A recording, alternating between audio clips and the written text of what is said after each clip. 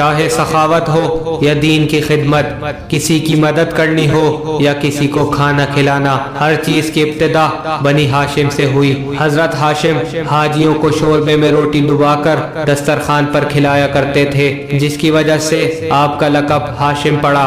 حضرت ہاشم کے بعد حضرت عبد المطلب نے یہ دسترخوان بچھایا، اور حضرت عبد المطلب کے بعد یہ دسترخوان حضرت ابو طالب نے بچھایا اور اس دسترخوان پر دودھ کا اضافہ کیا۔ حضرت ابو طالب کے بعد اسی طرح یہ سلسلہ رسول اللہ اور امام علی تک پہنچا، یہاں تک کہ بی بی ختیجہ نے جب دین کی خدمت کرنا شروع کی تو کئی لوگ آپ کی دی گئی روٹیوں سے فیض یاب ہوا کرتے تھے۔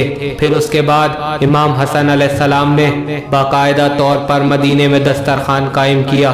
کوئی مسافر ہو یا کوئی تاجر یا کوئی پردیسی ہو یا کوئی یتیم، کوئی ایسا نہ تھا جو امام حسن علیہ السلام کے دسترخوان سے فیض یاب نہ ہوتا ہو۔ آپ کا دسترخوان مدینے کی تاریخ کا سب سے بڑا دسترخوان تھا۔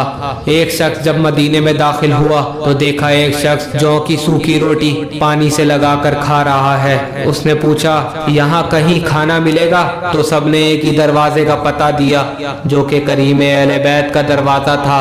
امام حسن کا ایک لقب کریم اہل بیت بھی ہے، یعنی اہل بیت کا کریم۔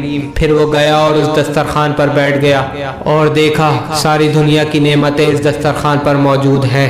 جیسے ہی کھانا شروع کیا تو اس کے دل میں خیال آیا کچھ کھانا اس شخص کے لیے رکھ لیتا ہوں جو سوکھی روٹی کھا رہا تھا۔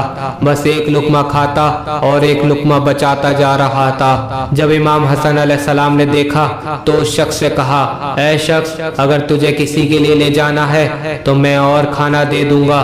تو اس نے جواب دیا جب میں یہاں آ رہا تھا تو میں نے دیکھا ایک شخص جو کی سوکھی روٹی پانی سے لگا کر کھا رہا تھا تو میں نے سوچا اس کے لیے کچھ لے جاؤں۔ امام حسن علیہ السلام نے کہا اے شخص وہ کوئی اور نہیں میرے بابا اور حاکم وقت علی ابن ابی طالب ہیں، تم اگر ان کے لیے کچھ لے بھی جاؤ تب بھی وہ یہ نہیں کھائیں گے، کیونکہ وہ یہ نہیں چاہتے کوئی غریب بھوکا رہ جائے اور ان کا حاکم یہ غذا کھائے۔ اللہ نے ہم اہل بیت کے لیے عرش پر دسترخوان لگایا ہے اور ہم نے اس کے بندوں کے لیے یہاں اللہ کے نزدیک اپنی عبادت کے بعد سب سے پسندیدہ عبادت کسی کو کھانا کھلانا ہے۔